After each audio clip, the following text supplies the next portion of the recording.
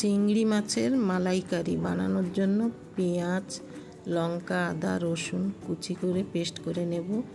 এখানে আমি চিংড়ি মাছটাকে খোসা ছড়িয়ে লবণ হলুদ দিয়ে মাখিয়ে নিলাম। এটাকে তেলে ভাজতে হবে। ভাজা হয়ে গেলে আমি ফোড়নে দিলাম গরম মশলা, পেঁয়াজ বাটা, আদা রসুন লঙ্কা বাটা, লবণ হলুদ লঙ্কা গুঁড়া দিয়ে ভালো করে কষিয়ে নিলাম। সামান্য একটু চিনি ছিটিয়ে দিলাম। এবার কষানো হয়ে গেলে আমি দুধের মধ্যে কাজু বাটাটা দিয়ে দিলাম। এর মধ্যে দিয়ে এটা গ্রেভিটা খুব সুন্দর হবে। এবার চিংড়ি মাছটা দিলাম, 1 চামচ ঘি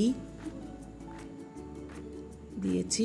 যে কত সুন্দর হয়েছে চিংড়ি মাছটা, জল বসে গিয়ে তেল ছাড়া হয়ে গেছে। তৈরি হয়ে গেল চিংড়ি মাছের মালাইকারি।